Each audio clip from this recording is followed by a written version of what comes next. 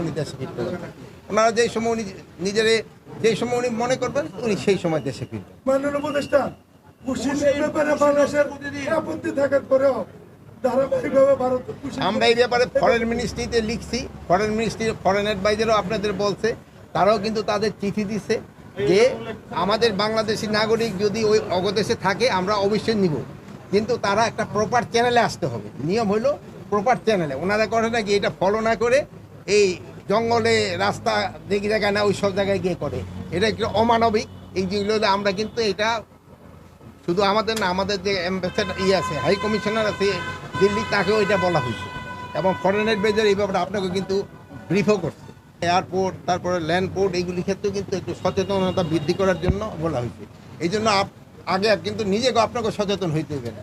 আপনারা তার সম্বন্ধে জিজ্ঞেস করতেছেন, কিন্তু আপনারা কেউই নিজেরা মাস্ক করেন নেই, অন্যেরা বলতেছেন, আপনারা নিজেরা করবেন, অন্যেরও বলবেন।